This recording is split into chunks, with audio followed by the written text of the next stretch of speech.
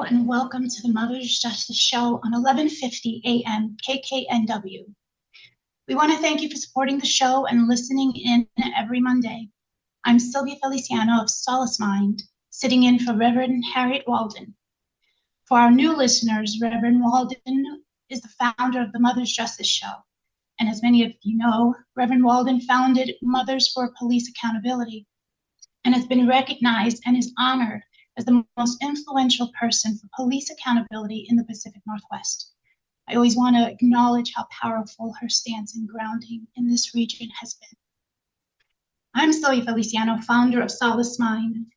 Solace Mind is a stress management and holistic wellness practice, and I'm honored to be here today with you all and looking forward to the conversations today. I'm a United States Marine Corps veteran, a certified crisis intervention specialist, and a mental health advocate committed to trauma-informed and culturally competent wellness solutions. I'm also pursuing my mental health counselor license and hope to be practicing in the next 2 years or so. My work has spanned crisis response strategy, mental health counseling, and holistic healing practices. I served as the strategic advisor and project lead for Seattle's CARE program, shaping the city's crisis response model. I volunteer for the crisis hotline, and I've contributed on the culturally responsive care module for the University of Washington's Behavioral Health Crisis Outreach Response and Education, or BH Core program. It's a relatively new program that is responsible for training our first responders, police officers, and firefighters, paramedics and EMT, and focusing on crisis intervention training. I look forward to the conversations, and our first guest will be Hayward Evans. He'll be on pretty soon. He's got some Seattle updates, and he'll also be talking about the April 4th Day of Remembrance, honoring Dr. King's legacy. And now we have our next guest. Thank you, Hayward Evans, for joining us on our show today. There we go. Am I coming through? There we go. Yes, you're coming through. Sylvia, I want to say thank you, and I want to thank Reverend Walden for having me today. On behalf of the Martin Luther King Committee, this Friday, April 4th, is the 57th anniversary of the assassination of Reverend Dr. King. And I don't know if people really remember that, but it's been a long time, and the same issues are issues that we're still facing today. Every year, the Martin Luther King Commemoration Committee, we call it MLKCC, hosts an event just to get people thinking about Dr. King, but more than that, Dr. King, we call it now our Day of Remembrance. And we get proclamations from the city as well as the county, making this the Day of Remembrance Day. And the reason being is that we need to think about all those people who've passed away, who we forget about, who truly has helped make our community what it is today, a good quality place to live. If I may, one of the awards that we give out at this event, and again, that's this Friday, August 4th, 5:30 to 6:30 is our free dinner. It's an excellent dinner just for networking. And then after the dinner, the program begins.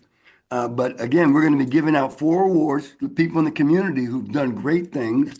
One, his name is John Houston. John is getting the Edwin T. Pratt People's Advocate Award. And reason being is he's been truly out there pushing about a lot of properties. I don't know if people remember during the war on drugs and everything, they condemned a lot of Black people's property, and the city was taking it and moving folks around. Well, he's been fighting to get this property back into the community, or at least some kind of compensation. So he's been really out there pushing and advocating it, and that's why he's being recognized. And then we got Joy Hollingsworth, and I don't know people who know Joy. She's on the city council now in Seattle. Yay, Joy! Oh wow! She's doing a great job. But she does more than just her district. She does things that transcend it, and particularly in the areas of civil rights, gay and lesbian rights. I mean, all the kind of people who are put on the sideline. Joy's been the one who steps up to the plate for them. and she's getting an award named after her grandmother. I don't know if you Wow, that's remember, wonderful. That is Dorothy Hollingsworth Public Service Award. And another one going to Mike Bethel. He's the coach of the Rainier Beach basketball team. They won the state championship, but he's getting the Lenny Wilkins Community Leadership Award for his outstanding sportsmanship and what he's done with the young people. Truly, when they say yes, ma'am, yes, sir, when you're around his people, the young Mm, people that he works with, they're so polite. You would never consider them, considering the location, you would never consider them to be the type of kids that are stereotyped. You know, you get three or four right. kids of color together. Oh, that's a gang. Come on. Come on. So again, he's been great. And then last but not least is going to Sharday Moore. She's getting an award. Central District Community Preservation Development Authority. They're the ones now who have the old SOIC building that's on what 22nd and Jackson Street. It used to be Mm, Seattle Vocational Institute. Then it became part of the community college system. We got it back to the community and is renamed the Reverend Samuel Barry McKinney Building. And wow. we're putting programs in there to improve the quality of life for people in the central area, but particularly for people of color and the African descendants of the United States enslaved. But I got to give Sharday Moore a shout out. She's done a fabulous job. Absolutely. Oh, and she's also the director of the Seattle Martin Luther King Organizing Coalition, where they do that huge march and rally every year. Yes, I She was a part of that. Yes, yes. It's Thank you. And amazing. Yes. she's the leadership there. So, again, Wow, that's we're great. really looking forward to this event on Friday, this Friday, Yep. This April Friday. April 4th, 5:30 p.m., Holgate Street Church of Christ, 2600 Holgate Street, just right across the street from the tennis center, 2 blocks north of the Martin Luther King Jr. Civil Rights Memorial Park. And again, we're starting to group the Friends of Martin Luther King Park. We want to make sure that park becomes something that's truly usable, where the children can go down there and they have swings and slides. And somebody, if I can just share with you, somebody vandalized the park. Every year, we light the park for Black History Month, the month of February. This year, when Yes. we went down to get the lights installed in the park, every outlet was vandalized. Oh my goodness. And some of those big plaques that are on the wall, they stole the plaques off the wall. I mean, come on. And so again, we're setting up now the Friends of the Park, and we're going to be working closely with the Seattle Parks Department and the Seattle Parks Foundation, and to really do positive things in that park. And our long-term goal is to have a Pacific Northwest Civil Rights Memorial Museum put in the southeast corner of the park, because so many people, again, like the Edwin T. Pratts and the Vivian Cavers and a lot of people, the Roberto Maestas, the Uncle Bob Santo, Bernie White Bear. These people have passed away, and if you ask half the young people in town, I Right. submit to you, they wouldn't know who they are. Right. We want a repository so that history is not lost. And I would feel so proud. My grandchildren or my great grandchildren would say, that was my great great grandfather who did this, A, B, C, and D. And so again, it's something that we want to push to encourage our young people and give them a sense of ownership. So anyway, you have any? Oh, and I can't forget this one. Our keynote speaker is the fabulous Reverend Dr. Leslie Braxton. And this gentleman truly is blessed as an orator. And he's going to be speaking about, again, remembering the past, but also empowering the future. What are we going to do, especially in light of who's in the White House, who's occupying the People's House right now? He talks about how he's going to help the economy. Yeah. How can the stock market go down $4 trillion and he's helping the economy? Oh, I'm going to help you people, but I'm going to try to cut your Social Security or privatize it. Wait a minute, man. You're going to lay off half the freaking federal workforce? Wait a minute. Things just aren't right now. And they're a little, No, we're looking at some daunting times, some yeah. stressful times for sure. And if we don't do anything about it, who will? I mean, if you can't be complacent and sit on the sideline and say, well, it doesn't affect me. Yeah, it does. And it can affect your children and your great grandchildren.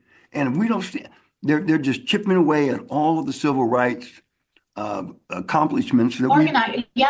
And the organizing, we don't see as much of the organizing that we did in the past. And that's all been intentional. We know it's been intentional. And I'm glad you're saying that, Sylvia. And again, it's something we need to do. I'm so glad when I hear about people not shopping at Target. I'm going to go to Target now.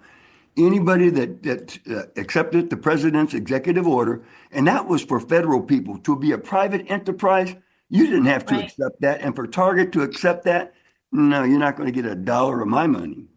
Right. Well, thank you for doing the committee's ceremony justice, because I named it, but you really provided enough detail that I am going to go. It sounds like an amazing ceremony to be a part of. So definitely. We would love to have you. On Gate Street. We'd love to have you, Sylvia, this Friday, April 4th, 5:30 p.m., Holgate Street Church of Christ, across the street from the Tennis Center on Martin Luther King Way. Thank you. Well, I didn't introduce you, so can you please give the folks that are listening background on you are a prominent community leader. Can you just give the audience what you have done in our community?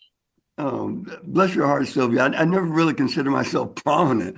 I'm sort of the guy in the background. But we make sure that we lobby the city council, county council, Port of Seattle, that contracts are going to communities of color, particularly in light of the economic conditions here, because we know a small business, me as an African American, if I have a small bit, which we do though, I have a small business with my son, but we hire local kids of color and we're giving them opportunities for their personal upward mobility. And that's one thing, working with the National Association of Minority Contractors. A great gentleman is the president, executive director, Bob Armstead, or Bob Armstrong, excuse me. And but for me, I was past executive director of the Central Area Motivation Program, past executive director of the Washington State Tennis Rights, for tennis union. I worked internationally for Shanghai International Trade. I worked in third world, primarily countries in Africa. What we did was, what our company would do, we'd go into the chiefdoms and the small villages, because what you find in rural areas, anybody over 14 years old, they leave the city or the village and they don't come back until their mid 30s or 40s, because they go to the city to make money. What our team would do, we'd go into a village or chiefdom and we would look at their resources, meet with the elders, find out what their personal priorities were, not to put our Western thoughts into it, but we would develop businesses that would attract people back into the chiefdoms.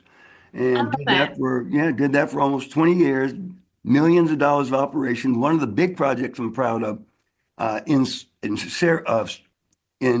Somalia, of all places, the whole Horn of Africa, in East Africa, their cattle could not be sold to Saudi Arabia for the Hajj because they had what was called the West Nile virus. We put together a team from Washington State University, a veterinarian out of Bellingham, using University of Mogadishu's animal husbandry system. We developed a system that wiped out Western values, that wiped out the West Nile virus. We had the cattle sold in Dubai, and it opened up West Africa or East Africa to sell their cattle now for the Hajj in Saudi Arabia, where you have 1 billion people. Really proud of that accomplishment. Also, we came up with a system to solar dry rice a lot faster than the current system that was using. That's just two small projects. Anyway. Oh, wow, that's great. That's good stuff. That is really great. We're going to take a quick commercial break, but when we come back, I want to talk about a tradition that I love because it's my favorite holiday. Talk about some of the traditions that you have here that you've been involved with, and we'll take a commercial break now. Okay, thank you. The Mother's Justice Show is brought to you by H.G. Walden and the Virtues Healing Circles. Join us for Wisdom and Wellness with Reverend Walden, a monthly virtual and in-person healing circle that focuses on community healing and growth. Learn more at virtueshealing.com. That's virtueshealing.com. virtueshealing.com. Also, be sure to join our healing group on Facebook. Again, visit us at virtueshealing.com today. Market Street Shoes is happy to sponsor the Mother's Justice Show in honor of our mother, Jackie Higgins Rosebrook, who spent her life fighting for social justice, and also in honor of all mothers who fight for social justice. Market Street Shoes, fashionable footwear and apparel for life's everyday adventures, in the heart of Ballard since 2006. Visit marketstreetshoes.com. Hello again. You're listening to the Mother's Justice Show on 11:50 a.m. KKNW. Thank you for always supporting the show. We are here with community leader Hayward Evans, and we were just talking about some of the traditions that you have partaken in. You coordinate the annual tree lighting ceremony at the Martin Luther King Jr. Civil Rights Memorial Park, but it didn't happen this past year because, as you alluded before, they vandalized the park. But it will be happening this year. Can you talk to us a little bit about your coordinating the tree lighting event? Yeah, every year for Black History Month, the month of February, we light the park, and we've done it for the past 7 years. This year, tragically, the park was vandalized and all the electrical outlets were stolen. And this is after the local electrical brotherhood is the one who came up with the system and helped put in the old or helped put in the last system that was there. They're looking at it along with the city of Seattle to hopefully come up with a system that's going to vandalize it proof. But in that same vein, we want to have Friends of Martin Luther King Park, where we truly embrace our park and we make it a little more functional, i.e. that there are some recreation areas there, like a place that kids can play and where you can maybe barbecue in the park. And then down the line, a long-term goal is to have a Civil Rights Memorial Museum. So many people who've done positive things in our community who passed away, they sort of get lost to time. If you ask some of these young people, Sylvia, like, who's Bernie White Bear? Well, who's Roberto Maestas? Right. Who? Who's Uncle Bob out of the International District? Who? Bob Santos. Who's Vivian Caver? Who's Edwin T. Pratt? So we want them to know these people, and we want to have a suppository, a museum, and to highlight all the people, all the races, those who participated in the civil rights movement, or they've done significant things to improve the quality of life in our community. What I think is great about it, it gives the young people a chance to say, that was my relative. Give them something to be proud of. Make them a stakeholder. Give them ownership. And when you see your uncle's name or your grandmother's name or your grandfather's name, whoa, that just brings pride. And so that's something that we want to do, and frankly, I'm looking forward to it. But for us, the Martin Luther King Commemoration Committee, every year in January, we do an opportunity fair at Garfield High School, making sure that we're not just doing a march and rally, but we're getting people jobs, livable wage jobs. And then in February, we have our Black History Month program that, again, we want to light the park. This Friday, April 4th, 57th anniversary of the assassination, the murder, frankly, of Dr. King. And we have a free dinner. Dinner starts at 5:30 to 6:30, dinner and networking. Then at 6:30 is a program, which is an awards ceremony. We're giving out 4 awards to local community people who've done a great job. John Houston, Edwin T. Pratt, Joy Hollingsworth, named after her grandmother, Dorothy Hollingsworth Public Service Award. Michael Betha, the coach at Rainier Beach, who won the state championship. Of course, Lenny Wilkins, who's better than Lenny? Lenny Wilkins Community Leadership Award. And one of my favorite people in the whole community, Sharday Moore, from the Central District Community Preservation Development Authority, a mouthful, but it's the old SOIC, the old South Seattle Community College, but right now it's the it's the Reverend Samuel Barry McKinney building at 22nd and Jackson Street. Oh, and then our final program, we might do a float again this year, but what I know we're going to do, August 28th would be the 63rd anniversary of the March on Washington. And we'll be having a march and rally. And that's when Dr. King did his iconic I Have a Dream speech. But that's a big one for labor, because that was really ran by A. Philip Randolph and the porter workers who Eddie Rye's show comes on after this show. His show's going to be broadcast right after Harriet's show at 3 o'clock. Listen in for Eddie, Urban Forum Northwest. But anyway, this is coming after this. And he is the co-convener of all these events. The Martin Luther King Commemoration Committee. Eddie Rye is co-convener. Eddie Rye Jr. Anybody knows Eddie Rye? He is out there. Now he's the face. I'm in the back. They call us Batman and Robin. He's Batman. I'm Robin. Okay. Well, I met Eddie Rye at the organizing committee first as a volunteer, and then I served as the chair for the workshops. Oh, excellent! Yeah, it was so much fun. We had a really great time. I loved it. It was powerful. Well, Sylvia, you're powerful. You're on here for Reverend Walden. You're doing a great job. We're very proud of you. And I know you said you're going to be there Friday, so I'm looking forward. I will personally have your plate made. Bring all your loved ones. I'm very much forward looking to it. Yes, the food is usually off the chart. I always say Seattle is a big little city because it's a huge city, but everyone knows one another. In some form or fashion, wherever you go, you'll know somebody who knows somebody. That sounds like Seattle, yeah. And and again, for us, we want to see people get active, get involved, stand up for your rights. And again, for those folks who say, well, it doesn't impact me, yeah, it does, or it's going to impact your children. And if we don't stand up for ourselves, who will? How can somebody take away diversity, equity, and inclusion and say that that's no longer good? How can people take away, well, we don't need a Juneteenth celebration. We don't need a Black History Month. What do you mean the tribe, the Native Americans fought in World War II? No, we shouldn't teach about them. This is the president saying that. Oh, we don't need to teach about the Tuskegee Airmen. And then he's going to help the economy, and we go down $4 trillion in the value of the stock market. How does that impact people in retirement? So we're saying you have to stand up for what you believe in, stand up for what you think is right. And absolutely. But I know you do. I encourage everybody out there. Yeah, I do have a question for you because you have such wealth and such information. Before we get to our next guest, I did want to ask you this quick question because you've spent years educating the community about Dr. King's legacy and advocating for justice, and your perspective holds deep. There's been the growing national conversation about the unreleased government files related to Dr. King, files that could shed light on the full extent of the federal surveillance and attempts to undermine the civil rights movement.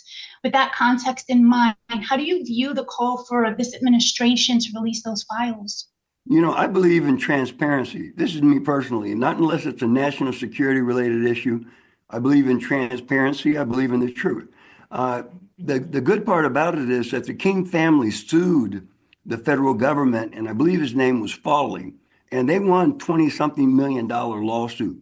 And it was proven that this wasn't just this guy, James Earl Ray, or whoever this guy was who killed him, but it was a true conspiracy. And the government was involved in it.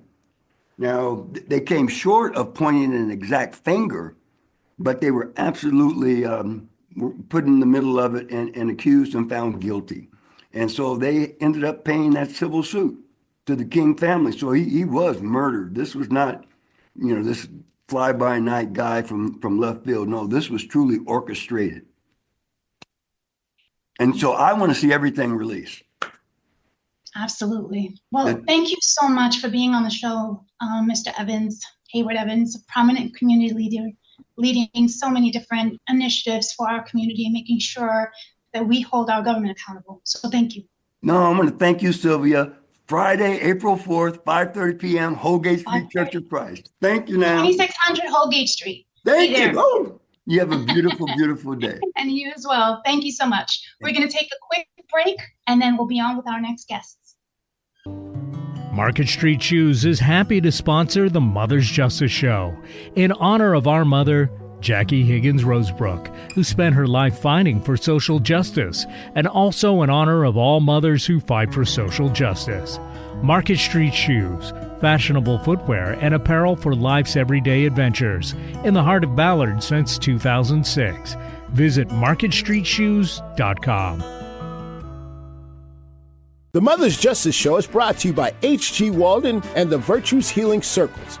Join us for Wisdom and Wellness with Reverend Walden, a monthly virtual and in-person healing circle that focuses on community healing and growth. Learn more at virtueshealing.com. That's virtueshealing.com. Also, be sure to join our healing group on Facebook. Again, visit us at virtueshealing.com today. Hello again. You're listening to the Mother's Justice Show on 1150 AM KKNW. Thank you for supporting the show. Now our next guests. I know Kiana Wheeler. Oh, it's been more than 10 years now. We knew each other when we both worked for the city of Seattle. Yes. And working on Race and Social Justice Initiative together, Core Team 5. Yes. Kiana Wheeler and Dale Weiss. Kiana, both of you, thank you so very much for joining us today. I want to do a little introduction. Kiana Wheeler is a dedicated advocate for racial equity and social justice with over 20 years of experience in diversity, equity, and inclusion. She holds a Master of Education in Organizational Leadership and a Master of Public Administration and Policy Development. Throughout your career, you've focused on implementing systemic change within large organizations, emphasizing anti-racist data analysis, which is so incredibly important, systems evaluation, group facilitation, and leadership development. And your professional journey includes serving as Deputy Manager of the Race and Social Justice Initiative for the City of Seattle, where you played a pivotal role in advancing race and social justice policies. You also contributed as a board member of the nonprofit Anti-Racism Coalition, supporting organizations in practicing institutional anti-racism. And you joined PRR Incorporated in 2023, where you serve as the Senior Director of Diversity, Equity, and Inclusion, leading efforts to embed equitable practices with the organization and its client engagements. And I love that you're so very intentional because you wanted me to make sure that your humanness was a part of your bio. And so in the many hats that you wear, you are a proud wife, mother, and spoken word artist, using your art as a platform to connect with community and generate discussions that imagine a world more human, just and free. Thank you so much. Thank you. And I want to do the introduction for Dale, who works with you at PRR. Yes. Dale's a nationally respected facilitator, educator, and equity strategist with over 2 decades of experience using performance and storytelling to drive social change. With a foundation in improvised theater and influence from Augusto Boal's, is that how you pronounce it? Boal's Theater of the Oppressed. She integrates theater-based methods into anti-racism education, leadership development, and organizational transformation. Her work bridges the art and equity, helping groups confront harmful systems and move toward authentic systemic change. Known for your ability to create brave spaces rooted in vulnerability, trust, and collaboration, you have trained leaders across government, nonprofit, and corporate sectors. Your experience leading a non-hierarchical theater company sharpened your skills in inclusive leadership and creative problem solving. And at the core of your very practice is the belief that justice and innovation are collective efforts, and that true transformation happens when communities commit to both truth and connection. Thank you both for being here. It's truly an honor to learn all of the work that you've engaged in. Kiana, we've not spoken in quite some time, and so please bring us up to speed on all of the things that you are engaged in. Oh, gosh, I would say that if we're bringing things up to speed, then we would talk about the very close to home harm and trauma and pain that surround me, my family, my communities, and each other's. We're oh so more connected than we are separate. And I would really focus on the efforts that I've been moving towards in healing and uh, knowing where self and body are grounded so that you can weather these harmful and oppressive and traumatic events and times. And so that healing work that goes along with somatics work and really being rooted and grounded and helping others to do so. Knowing self is the way that we will create channels of mutual support and aid, and knowing where we fit as our collective and how connected we are.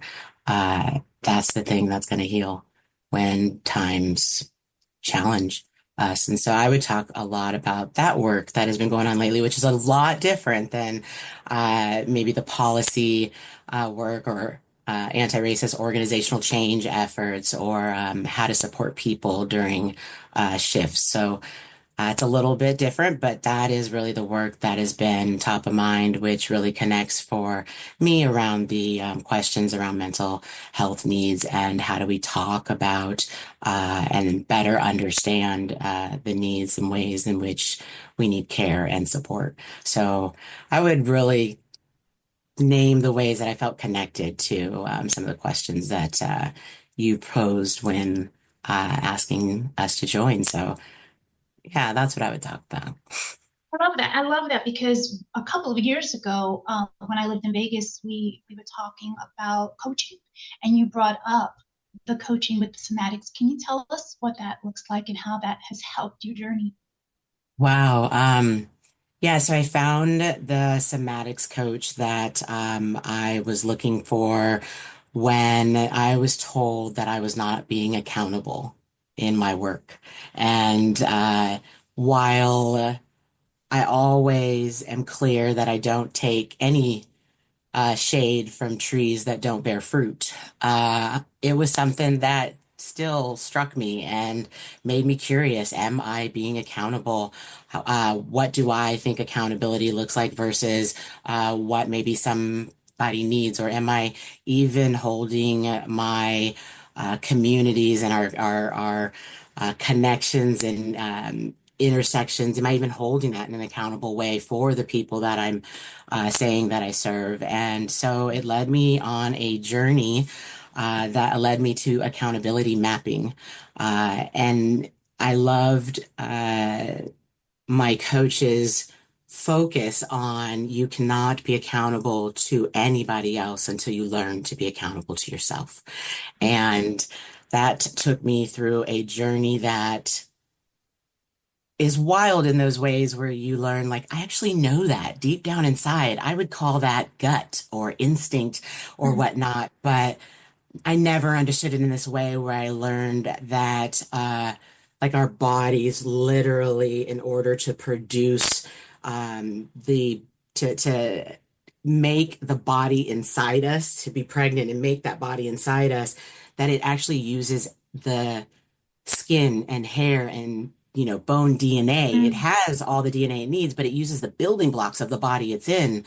And that means that we literally are passing down our genes. We literally, you can touch your skin, and that is the same building blocks of the skin of the body you came out of the body they came out of the body they came out of. And I learned that that gut instinct, that thing that we just somehow know in our body, that it is the reason we survived. It is ancient and it knows how to keep us safe and surviving.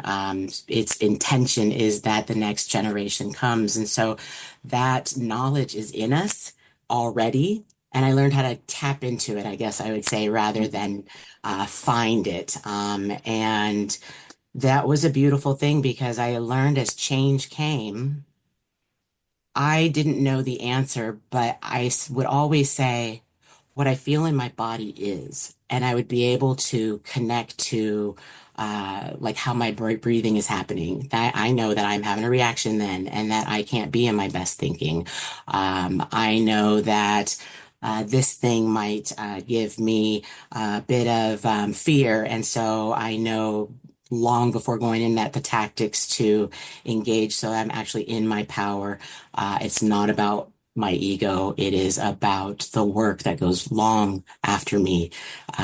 But that is built and paved with the DNAs that we have passed down. So I learned that I already knew what I already needed to know, but I didn't know how to bring that forth and actually activate that. So uh, I recommend for anyone who is doing any work where they are holding others' pain or must traverse through their own trauma or pain to find accountability mapping back to yourself before you attempt to support others, because you could be doing it in harm.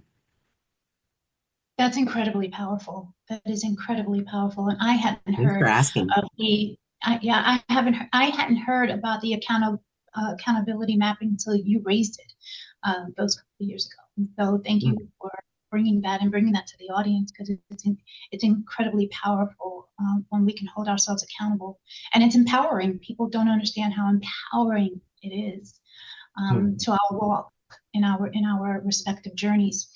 How Another incredibly inspiring thing that you said to me was that you wanted Deo to join us because you incorporate mental health in your supervising. What does that look like? Yeah, and I just want to say I appreciate that Deo at the city of Seattle, where I met Deo doing social justice and racial equity work, um, is amazing for one. But we were partners, and when I left the city and there was an opening at the current my current company, Deo was like, I would love to work with you. And I was like, you'd be working for me. How do you feel about that? And Deo was like, I'd love it. We'd learn new things. We develop new, principles. We'd try some things out. And so Mhm. I am now Deo supervisor, and Deo has taught me a lot about my mental health as well, and what it actually means to be in a space where capitalism drives Mhm. the goals, the outputs, the labor, the way in which we engage with each other. Deadlines, urgencies, all those things tend to make people less human together. And we're working to figure out what that can look like. I will say it is not always easy conversations with the accountability partners, such as like HR Mhm. or finance, but uh, we're learning, we're growing, and I think that we both are better served because of this relationship. I don't know, Deo, how do you? I would absolutely agree with that. I feel, you were talking about somatics and accountability, and one of my somebody that came through my life as a really great teacher used to say that accountability is relationship. If you're Hmm. in solid relationship with someone, you can't help but be accountable to them. And working for Kiana, knowing Kiana, having been Kiana's partner in the past, I feel that we really embody that, right? Like, even when something goes horribly wrong, right? If I'm upset about X, Y, and Z, we're still coming at each other from curiosity, right? There's a trust that we have the same kind of approach to thinking to the workplace, the same principles to apply to this capitalist place.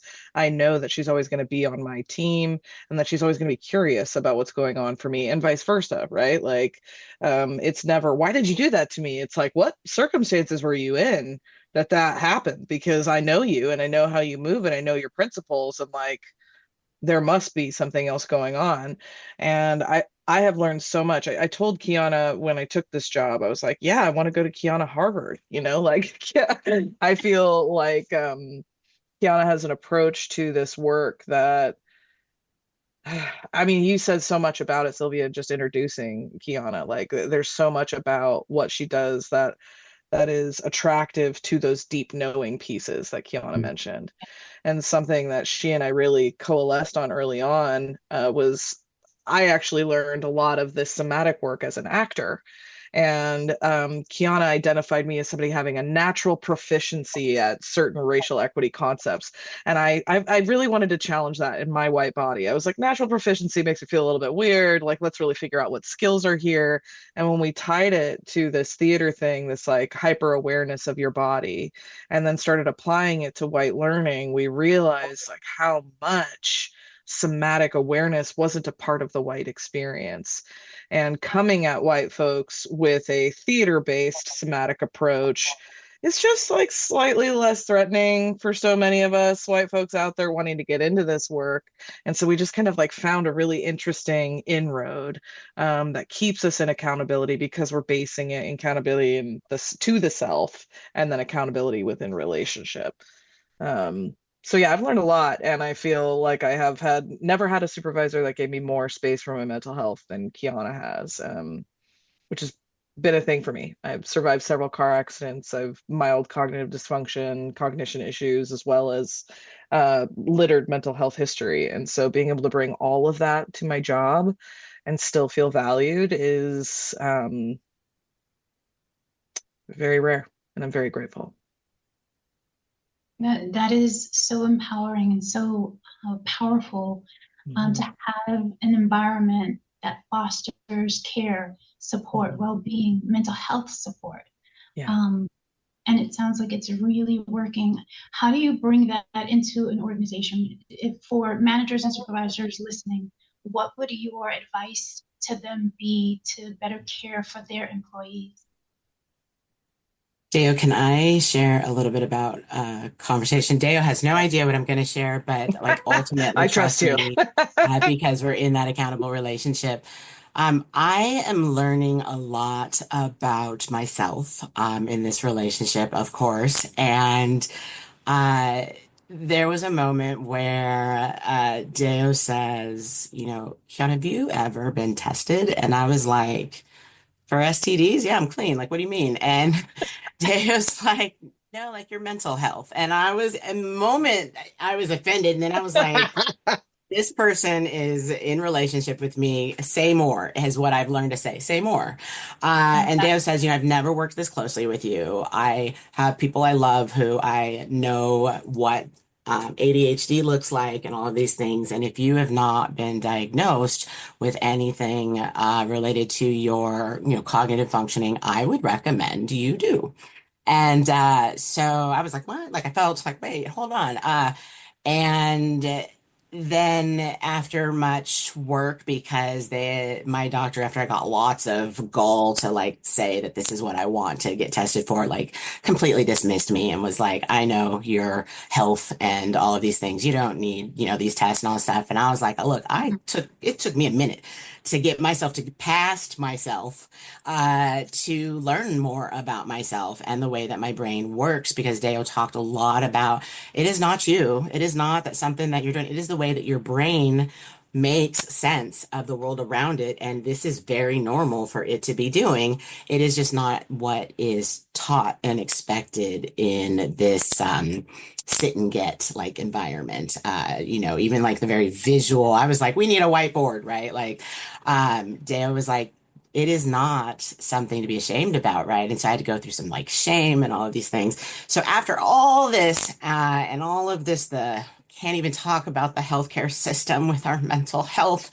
But just to get a diagnosis was so hard. And then learning more about who I am in this broader space of like less boxed in space of what I know about myself, how I've learned to cope, what extra mental work I have to do to do things that come very easily to others, why I'm not just stuck or unable to undo the lazy, but that I'm actually trying to overcome a real thing that my brain is coping with. And after all of that, and I was always anti-medication, and Deo talked to me about, you should see what things work for you, try different things that, with your doctor, but you should see what works for you, because you actually could have been doing less. your whole life. And so just don't Mm. have shame and stop all this stuff that they teach us about like mental health and about pills and medication. And yes, we talked about, diet changes and body movement and, being back accountable to the body that serves us and loves us and takes Mm-hmm. care of us every day. No matter how we perceive it, it does its due, even when we're horrible to it, right? And so, like, just have grace for myself. And then my life shifted, it changed in so many ways that I can't even say here. But we ended up having a conversation where Dea was like, "Can I reflect back to you?" And I was like, "Yes." And I was like, "Do you know where I'm going?" And I was like, "Yes, absolutely." And Dea was like, "I'm so happy for you. I'm so excited. This has been a tumultuous like journey. We've been on this together from the moment me asking if you've ever been tested. Um, it is challenging for me to hear how much your life has changed when I know that because of my traumatic brain injuries, there is no pill. And the way our organizations think about mental health is here is the answer you now can fit into this laborious, extractive process. So now get going." And Deo is like, we think very narrowly about our mental health and what that means. I will never have a pill. And I just wanted to open that up, Deo, if you wanted to add. Oh man, I did not know that's where you were going, but I'm really glad it is.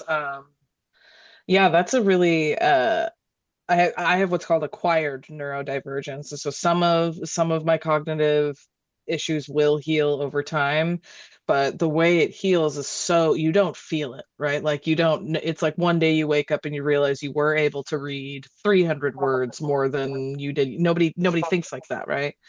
But when you have ADHD and you finally get on the right medication, so many of my friends, particularly women, lots of women of color getting late in life diagnoses on this, they're having the experience of taking a pill and being like, oh my God, is this what everyone else operates on? You mean it was that much harder for me and it could have been this much easier for me for however long? And it's just like Kiana said, all this like socialization that we have around it and it being invisible and the ways you do or don't fit into professional culture, the way you do or don't show up with a smile on your face, the way you do or don't wear makeup, or calling in sick or needing to do it remote, like all these different things. If you've never loved someone with a cognitive issue, never loved someone with mental health issues, you don't know what their needs might be. And so you would kind Mhm. of ask Sylvia, like, what would I want for Mhm. people, in business is like curiosity, ask questions, get to know them as people, and it will always be easy to set them up right. But if you, Accountable relationships. yep, yep, I'm not here to harm you. You're not here to hurt me. We are here to do yep, this work together. exactly, I exactly. love that. I love that. It's so incredibly powerful. And I want to thank you for bringing that to the audience because there are possibilities to have and form these types of relationships, healthy relationships in the workplace for your mental well-being. Thank you both so much for being on our show. This is 11:50 a.m. KKNW Mother's Justice Show. Thank you, Kiana and Deo, for being on the show today. Thanks Thanks for for having having us. us. Thanks, Dale, Welcome. for jumping in.